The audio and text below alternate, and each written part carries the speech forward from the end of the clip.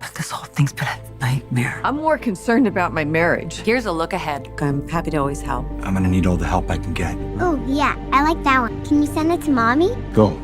Be with your family. You are trying to destroy his life, and there's nothing you can do about it. Ahead of her return to The Bold and the Beautiful, Jacqueline McInnes would have shared a life update with her fans, revealing the first photos of her fifth son, who was born back in July. The soap star, who went on maternity leave this summer, took to her Instagram page on Monday, October 13th, to share a carousel of photos and videos of family life. A little slice of paradise, she captioned the post, which begins with a group of ducklings swimming in the kitchen sink. Other photos show Wood's home birth, with her sitting in the bathtub. The third snap sees Wood kissing her husband, creative artists agency talent agent Elon Ruspoli, while cradling her newborn child. Other pics show her carrying her new baby and enjoying family time with her other 4 boys. Welcomed a beautiful, healthy baby boy at home, Dove Sparkles, which shared in a follow-up comment. This season has been all about being still, soaking in every precious moment, and embracing the quiet magic of new beginnings. Social media took a little back seat, but I'm so happy to be back and say hello again, Whiteheart.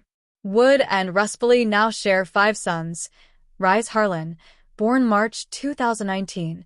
Lennox, born February 21st, 2021. Brando Elliott, born May 2022. Valor James, born August 27th, 2023. And their most recent, born in July. The Bold and the Beautiful producer Casey Kasperza commented on Wood's post, writing, "The life you and Elon have created is so beautiful, Redheart.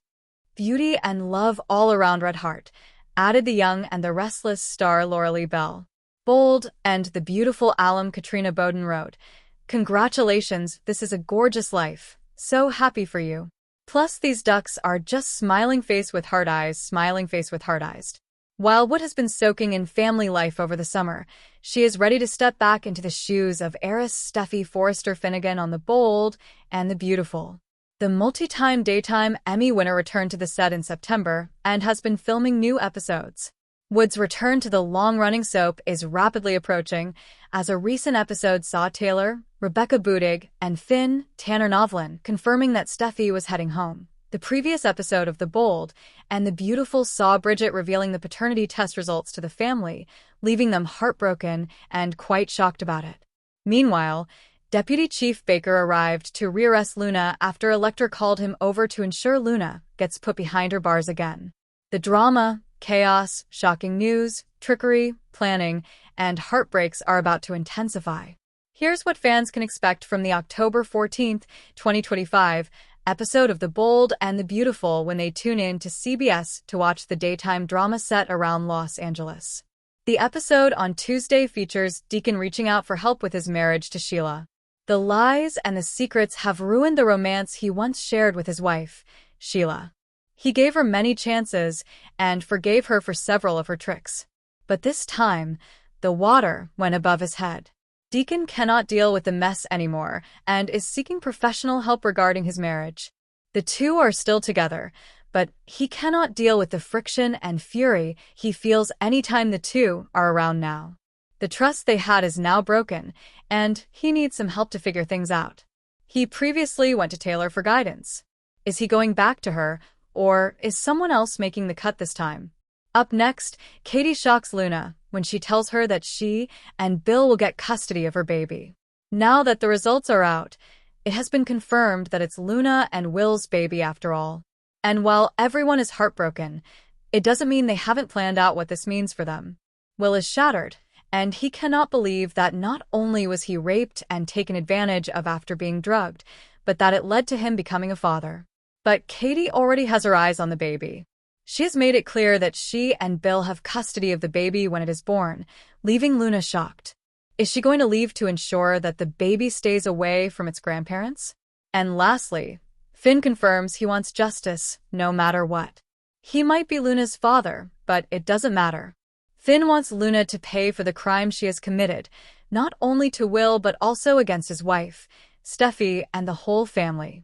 What will he do next? The previous week on The Bold and the Beautiful, Deke reunited with his half-sister, Hope, and shared his dreams of becoming a fashion designer for Forrester Creations.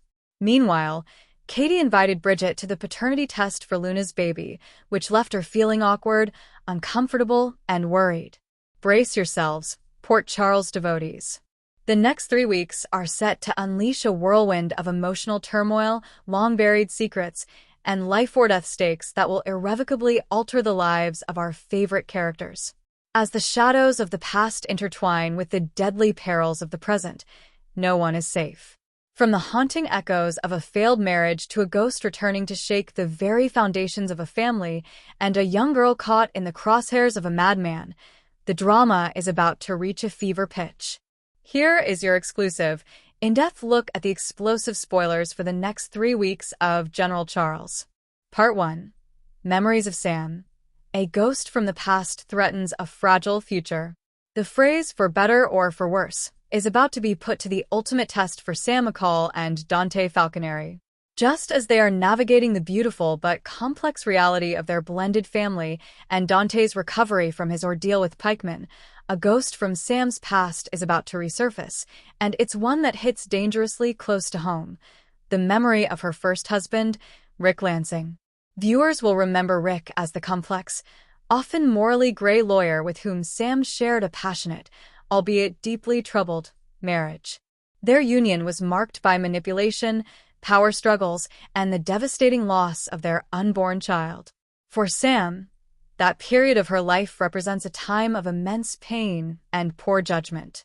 She has worked hard to build a stable, loving life with Dante, a man who represents the security and honesty Rick never could. The trigger for this flood of unwanted memories will be a high-stakes legal case that lands on Diane Miller's desk, a case so complex and ethically fraught that she seeks out a specialist. That specialist is none other than Rick Lansing, returning to Port Charles with a polished demeanor and a hidden agenda. His arrival will send shockwaves through Sam's world. Week 1. The initial encounter is a masterclass in tension. Sam and Dante are enjoying a quiet moment at Kelly's when Rick walks in. The air goes cold.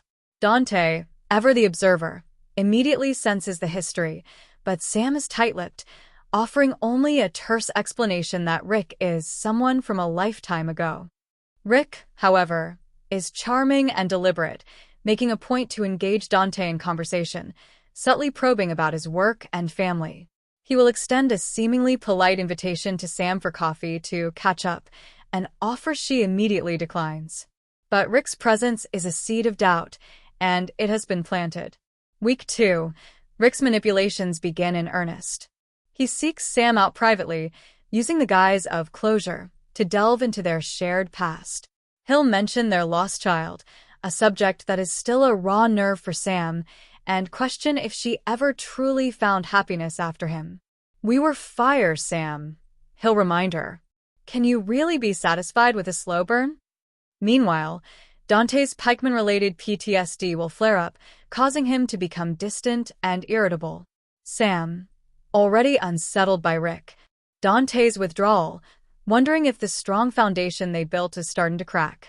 A heated argument between the couple will leave them more distant than ever, and Rick will be waiting in the wings to offer a sympathetic ear. Week 3. The situation reaches its boiling point.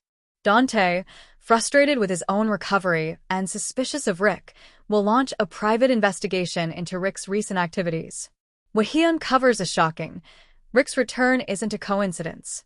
He is secretly representing a shadowy third party with a vested interest in the fallout from the Pikeman case, someone who wants Dante discredited or worse. Dante will confront Sam with this information, forcing her to see Rick not as a nostalgic ghost, but as an active threat. This crisis will either shatter Sam and Dante's marriage for good or force them to unite against a common enemy, proving that their love is stronger than the ghosts of the past. Part 2. Shocking Nathan twist. A revelation from beyond the grave. Just when Maxie Jones thought her heart had finished breaking, the universe is about to deliver a curveball that will redefine her understanding of love, loss, and family. The memory of her late husband, Nathan West, has been a constant, guiding presence in her life as she raises their daughters, Georgie and Bailey. But a stunning revelation connected to Nathan's past is about to come to light, one that will leave Maxie and her entire family reeling. The twist involves Nathan's biological mother. For years, it was believed to be the troubled Liesel Albrecht. While their mother-son bond was hard-won and profound, the truth of Nathan's conception has always been shrouded in mystery. New information will surface, revealing that the woman who gave birth to Nathan was not Albrecht, but another woman with deep ties to Port Charles. Week 1. The mystery begins with a stranger in town. A poised, enigmatic woman named Claudia Barrett is seen having a tense, private meeting with Scott Baldwin at the Metro Court. She is conducting genealogical research, and her inquiries lead her to the late Nathan West. She approaches Maxie under the pretense of being a journalist writing a piece on fallen heroes of Port Charles, but her questions are too specific, too personal. Maxie, protective of Nathan's memory, shuts her down, but a sense of unease remains. Week 2. Claudia's persistence leads her to Liesel Albrecht. The confrontation between the two women is electric. Claudia presents Albrecht with DNA evidence and old medical records. The shocking truth is revealed. Claudia's late sister, a woman named Eleanor Barrett, was Nathan's biological mother. She was a young nurse seduced and manipulated by Nathan's father, the notorious Frank Benson. Fearing for her life and her child's safety, she made the heartbreaking choice to give him up, with Albrecht unwittingly becoming the cover story. Claudia has come to Port Charles to connect with the family her sister was never able to know. Week 3. The emotional fallout is immense. Maxie is initially furious, feeling that this new information tarnishes the memory of Nathan's relationship with Albrecht. She feels betrayed by the lies, even if they were born of tragedy. Albrecht is devastated, grappling with the fact that the son she loved as her own was not biologically hers, while also mourning the tragic story of the real mother. However, Claudia brings with her a treasure trove of her sister's diaries and photographs, a chance for Maxie's daughters to see a part of their father's history they never knew existed. This shocking Nathan twist won't destroy his memory. It will expand it, adding new layers of complexity and giving his daughters a deeper connection to their heritage. It will force Maxie, Albrecht, and Claudia into an uneasy alliance, bound by their love for the same man. Part 3. Charlotte's Threatened. A Cassadine in the crosshairs. The most immediate and terrifying drama centers on young Charlotte Cassadine. Her struggle with dissociative identity disorder and her manipulation by the vengeful Ace has placed her directly in the path of mortal danger. Ace's campaign of terror against Laura Collins and the people of Port Charles is escalating, and he sees Charlotte not as a person, but as the perfect pawn to be used and discarded. Week 1. The tension is palpable. Laura and Kevin are working overtime to keep Charlotte safe and stable, but Ace is always one step ahead. He begins to communicate with Charlotte's alternate personality, the Hunter, through a series of cryptic, ancient Cassadine symbols left in her sketchbook and as messages on her phone. He fuels the Hunter's paranoia, convincing her that Laura is the true threat, that she seeks to lock her away forever and steal her family's legacy. A terrifying sequence will see a sleepwalking Charlotte, under the Hunter's control, wielding a pair of scissors and approaching a sleeping Laura, only to be stopped at the last second by a vigilant Kevin. Week 2. Ace decides Charlotte has served her purpose and becomes a liability he can no longer afford. His plan shifts from manipulation to elimination. He orchestrates a kidnapping designed to look like Charlotte ran away, luring her to a remote, abandoned warehouse on the outskirts of town. Meanwhile, Laura and Kevin discover the clues leading to Ace's true identity and his endgame. Realizing Charlotte is in imminent danger, they sound the alarm. A desperate manhunt ensues, involving a frantic Anna, Valentine, and a guilt-ridden Laura, who blames herself for not protecting her granddaughter. Week 3. The Showdown. The climax of this harrowing storyline takes place at the warehouse.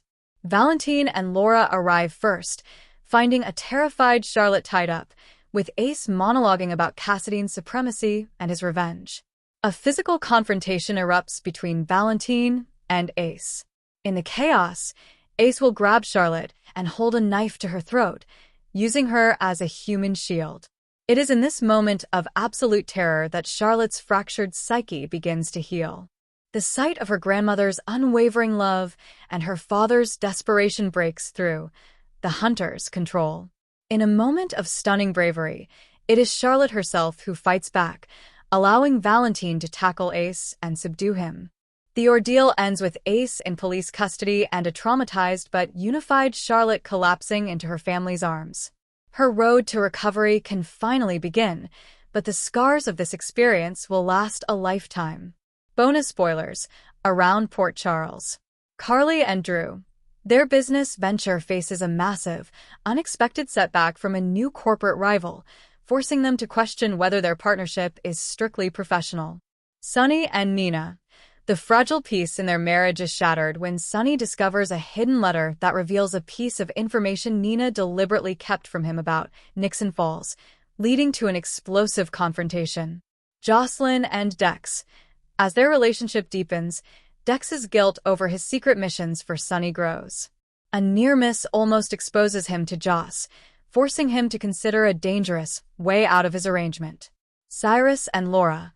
With Ace's threat neutralized, a new power vacuum emerges in Port Charles's underworld, and a newly paroled Cyrus Renault is poised to fill it, setting his sights on Laura's authority as mayor. The next 3 weeks on General Hospital are a can't-miss event, packed with a kind of high-stakes drama and emotional character moments that have made it a daytime television icon. Prepare for tears, gasps, and the kind of cliffhangers